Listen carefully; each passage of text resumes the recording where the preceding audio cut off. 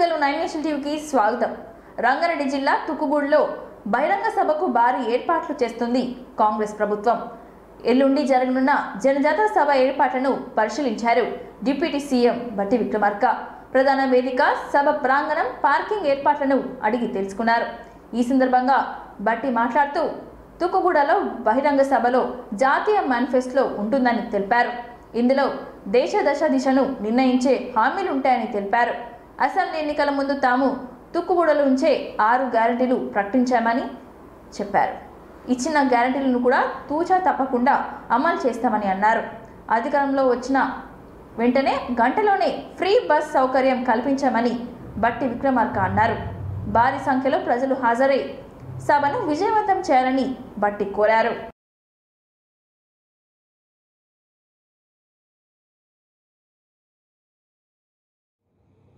ఈ పత్రికా సమావేశాన్ని అందరి స్నేహితులతో కలిసి ఇక్కడ ఏర్పాటు చేశాం. రేపు జరిగేటువంటి 6వ తారీఖు నాటి బహిరంగ సభ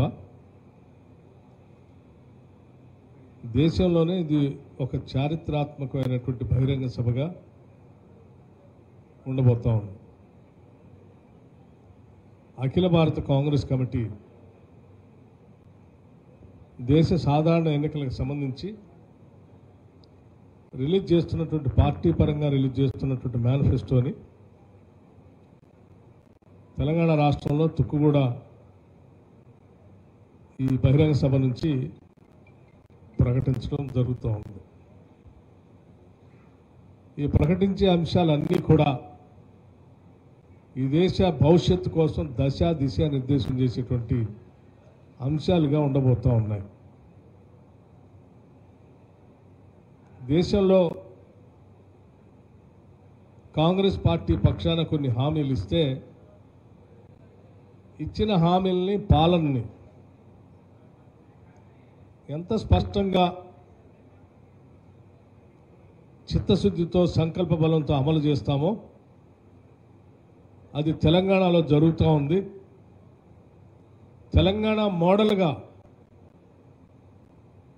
భారతదేశంలో రేపొద్దున మా ప్రభుత్వం రాగానే అఖిల భారత కాంగ్రెస్ కమిటీ ఆధ్వర్యంలో భారత ప్రభుత్వం కూడా తెలంగాణ మోడల్గా పాలన చేయబోతుందని చెప్పేటువంటి సందేశాన్ని కూడా ఇక్కడ నుంచి అఖిల భారత కాంగ్రెస్ కమిటీ చెప్పబోతా ఉంది.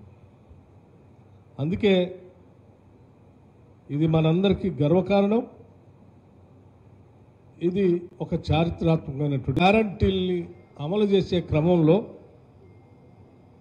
ఒక్కరోజు ఆలస్యమైనట్టుగానే మేము భావించి శాసనసభలో శాసనసభ్యులుగా మేము ప్రమాణ స్వీకారం చేసిన గంట లోపులోనే అదే శాసనసభ ప్రాంగణంలో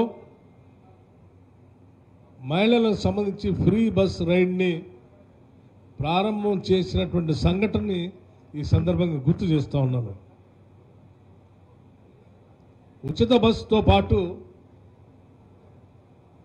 రాష్ట్రంలో ఉన్నటువంటి అర్హత కలిగిన పేద బడుగు బలహీన వర్గాలందరికీ 10 లక్షల రూపాయల వరకు రాజీవ్ ఆరోగ్యశ్రీ పథకాన్ని అమలు చేసి పెద్ద ఎత్తున చూపించిన సంఘటన కూడా గుర్తు చేస్తూ ఉన్నాం. అంటుని మార్చి నెల నుంచి 1వ తారీఖు నుంచి 1వ తారీఖు నుంచే parliamentary party chairperson Sonia Gandhi Rajya Sabha సభ్యురాలుగా ప్రమాణ స్వీకారం చేశారు. గురువారం ఉదయం ఉపరాష్ట్రపతి, రాజ్యసభ చైర్మన్ జగదీప్ ధన్కర్ సోనియా గాంధీ చేతి మీదుగా ప్రమాణం చేయించారు. ఇప్పటి వరకు లోక్సభకు ప్రాతినిధ్యం వహించి సోనియా గాంధీ తొలిసారి రాజ్యసభలో అడుగుపెట్టారు. రాజస్థాన్ నుంచి సోనియా గాంధీ ఏకగ్రీవంగా రాజ్యసభకు ఎన్నికైన సంగతి తెలిసిందే. మాజీ ప్రధాని మన్మోహన్ సింగ్ స్థానంలో సోనియా గాంధీ పోటీ చేశారు. ఏప్రిల్ 3వ తేదీలో ఆయన పదవీకాలం ముగిసింది. సోనియాతో పాటు మరో 13 మంది రాజ్యసభ సభ్యులు ప్రమాణం చేశారు. ఈరోజు స్వీకారం చేసిన వారిలో కేంద్ర మంత్రి అశ్విని వైష్ణవ్, కాంగ్రెస్ కోశాధికారి అజయ్ మాకెన్లు కూడా ఉన్నారు. ఇక తెలంగాణ నుంచి బీఆర్ఎస్ నేత రవిచంద్ర రాజ్యసభ సభ్యునిగా ప్రమాణ స్వీకారం చేశారు. मैं सोनिया गांधी जो राज्यसभा की सदस्य निर्वाचित हुई हूँ, सत्यनिष्ठा से प्रतिज्ञा करती हूँ कि मैं विधि द्वारा स्थापित भारत के संविधान के प्रति सच्ची श्रद्धा और निष्ठा रखूंगी। मैं भारत की प्रभुता और अखंडता अक्षुण्ण रखूंगी तथा जिस पद को मैं ग्रहण करने वाली हूँ उसके कर्तव्यों का श्रद्धापूर्वक निर्वहन करूंगी। सोनिया गांधी निर्वाचित सदस्य राज्यसभा। सोनिया गांधी भारतीय राष्ट्रीय कांग्रेस की ओर से निर्वाचित हुई हैं, पहली बार राज्यसभा पहुंची हैं।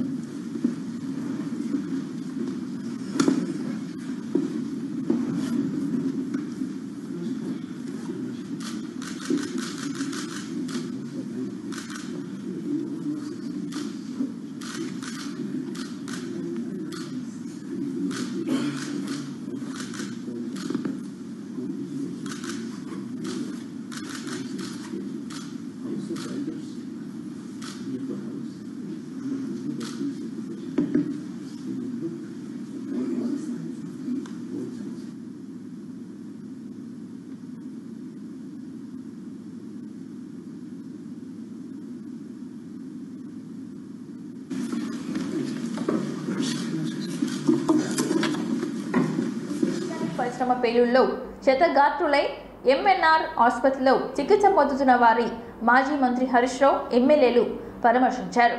మృతుల కుటుంబానికి 50 లక్షల రూపాయలు, క్షతగాత్రులకు 20 లక్షల ఎక్స్గ్రేషియా ఇవ్వాలని డిమాండ్ చేశారు. మృతి చెందిన వారి కుటుంబంలో ఒకరికి ప్రభుత్వ ఉద్యోగం ఇవ్వాలని అన్నారు. బాధ్యులను కఠినంగా శిక్షించాలని డిమాండ్ చేశారు. సంస్థ యాజమాన్యంపై క్రిమినల్ కేసు నమోదు చేయాలని ఆయన అన్నారు. తక్షణమే ప్రత్యేక బృందాన్ని ఏర్పాటు చేసి క్షతగాత్రులు ఎక్కడెక్కడున్నారో లెక్క తేల్చాలని అన్నారు. భవిష్యత్తులో ఇలాంటి ఘటనలు పునరావృతం కాకుండా ప్రభుత్వం చర్యలు తీసుకోవాలని డిమాండ్ చేశారు హరీష్ రావు. చందాపూర్లో నిన్న ఎస్బీ ఆర్గానిక్స్లో రియాక్టర్ పేలడం వల్ల మరి ఇప్పటికే 6 చనిపోయారు. ఇంకొక డెడ్ బాడీ శిథిలాల కింద ఉంది అని చెప్తా ఉన్నారు. చాలా మంది కూడా గాయపడ్డారు. ఇది సంఘటన జరగడం చాలా దురదృష్టకరం. అయితే బాధ కలిగేటువంటి అంశం ఏంటంటే చనిపోయిన మృతుల కుటుంబాలను కానీ క్షతగాత్రులైనటువంటి వారిని ఆదుకోవడంలో అటు కంపెనీ యాజమాన్యము ఇటు ప్రభుత్వము ఘోరంగా ఫెయిల్ అయిపోయారు. నేను ఈరోజు నిన్న సంఘటన తెలవగానే గౌరవ శాసనసభ్యురాలు సుద్దా లక్ష్మారెడ్డి గారు సంఘటనా స్థలానికి వెళ్లి అధికారులందరితో కూడా మాట్లాడి యాజమాన్యంతో కూడా వారు మాట్లాడి సూచనలు ఇచ్చారు. కానీ దురదృష్టం ఏంటంటే నిన్న 2 మంత్రులు వచ్చి చూసిపోయింది తప్ప కనీస చర్యలు కూడా తీసుకున్నటువంటి పరిస్థితి. అండ్ ఈ వరుస సంఘటనలు జరుగుతూ ఉన్నాయి. ఇదే అద్నూర మండలంలో కోవాలెంట్లో గత వారంలో ఒక సంఘటన జరిగి రియాక్టర్ పేలి 3 చనిపోయారు. ఇవాళ చందాపూర్లో రియాక్టర్ పేలి 6 చనిపోయారు. పోయిన నెల పటాన్ చెరువు పాషమైలారం ప్రాంతంలో రియాక్టర్ పేలి అక్కడ కూడా కొంతమంది చనిపోవడం జరిగింది.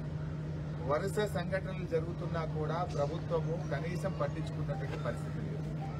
అంటే అధికారులు సరిగా తనిఖీలు చేయకపోవడం వల్ల, సంవత్సరానికి ఒకసారి ఆ రియాక్టర్ యొక్క పనితీరును పరిశీలించకపోవడం వల్ల ఇవాళ అక్కడ కొంతమంది కార్మికులు చెప్తున్నారు కాలం చెల్లిన రియాక్టర్ను ఉపయోగించడం వల్ల ఈ సంఘటన జరిగింది అని అంటా ఉన్నారు.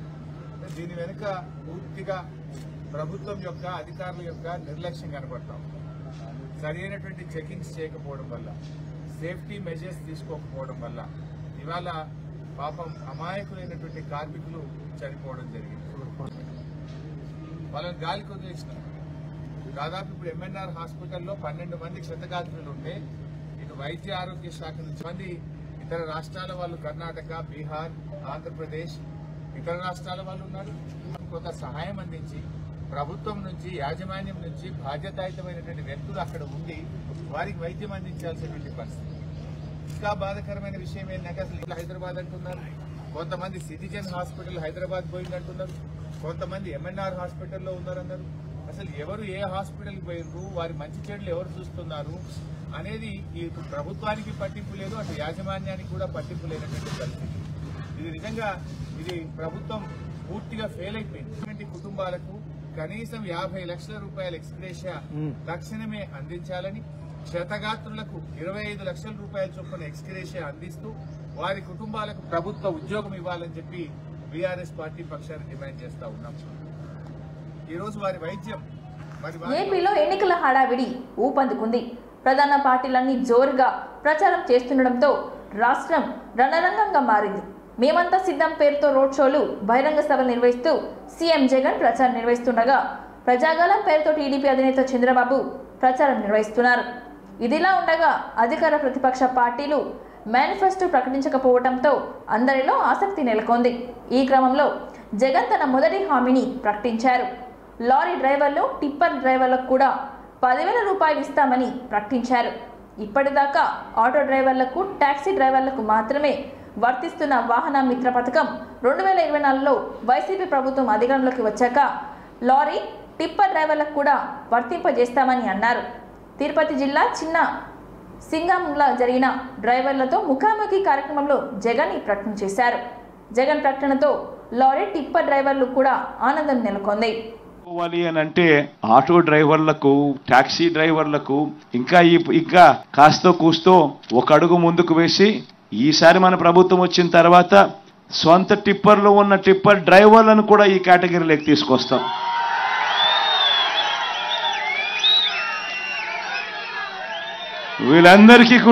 వీళ్ళందరికీ కూడా క్రమం తప్పకుండా మన ప్రభుత్వం ప్రతి సంవత్సరం వీళ్లకు తోడుగా అండగా ఉంది అని చెబుతూ ఏకంగా ఈ 3,93,655 మందికి క్రమం తప్పకుండా, అంటే కొంతమంది మళ్ళీ అమ్ముకుంటా ఉంటారు వాళ్ళ వెహికల్స్ అన్ని కూడా, కానీ క్రమం తప్పకుండా ప్రతి సంవత్సరం 10,000 ఇస్తూ ఏకంగా 5 సంవత్సరాలలో 50,000 రూపాయలు తీసుకున్న వాళ్ళు ఎంత ఇచ్చామో తెలుసా? అక్షరాల ఈ 3,93,655 మందికి వాళ్ళ కుటుంబాలకు మంచి చేస్తూ ప్రతి సంవత్సరం క్రమం తప్పకుండా వరుసగా ప్రతి సంవత్సరం 10,000 ఇస్తూ 5 సంవత్సరాలలో 50,000 రూపాయలు కూడా పొందిన వాళ్ళు కూడా దీంట్లో ఉన్నారు. మొత్తంగా 1,296 కోట్ల రూపాయలు కేవలం వీళ్ళకిచ్చాం.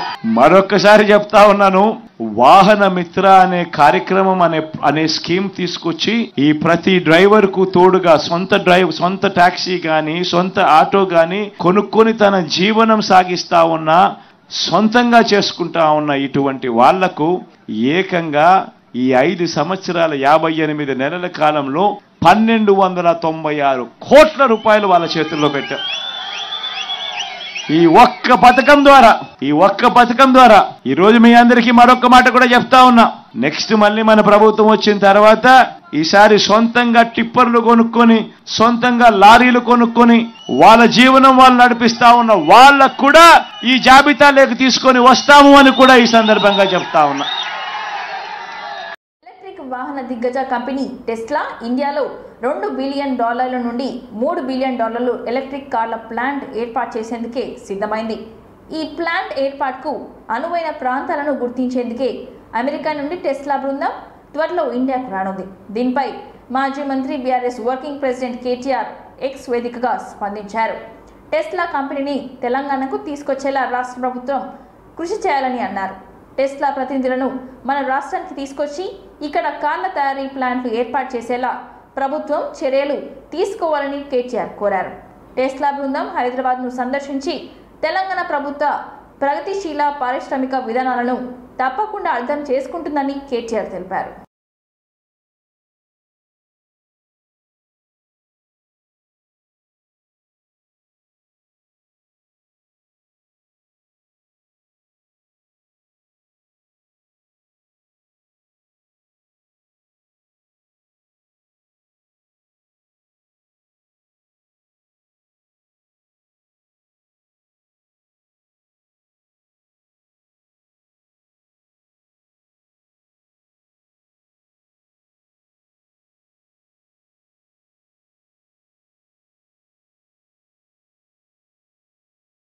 ట్యాపింగ్ తీవ్రమైన అంశమని బీజేపీ రాష్ట్ర అధ్యక్షుడు కిషన్ రెడ్డి అన్నారు.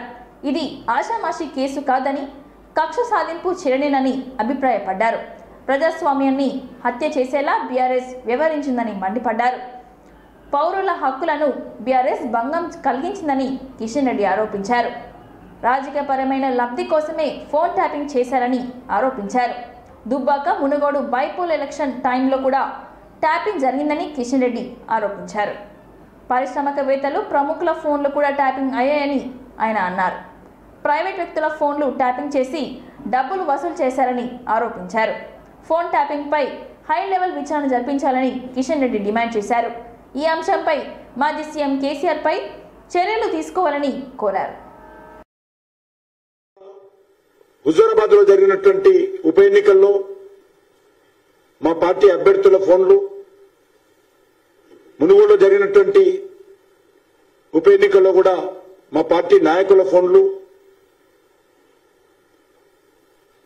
ట్యాప్ చేసినట్టు ఈరోజు పోలీసులు నివేదికలో తెలుస్తా ఉంది.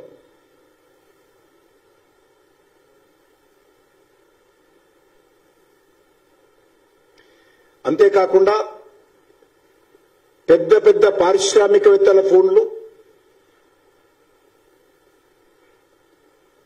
అనేక రకాల వ్యాపారస్తుల ఫోన్లు, సమాజంలో ప్రముఖ వ్యక్తుల ఫోన్లు, రాజకీయాలకు సంబంధం లేకున్నా కూడా ఈ యొక్క ఫోన్లను ట్యాప్ చేయడం జరిగింది. నేను ఈరోజు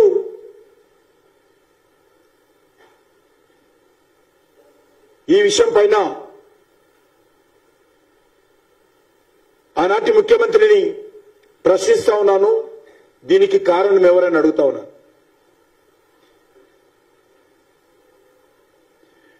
అంతేకాకుండా ప్రైవేట్ వ్యక్తుల ఫోన్లు ట్యాప్ చేసి వాళ్ళ నుంచి కోట్లాది రూపాయలు బెదిరించి,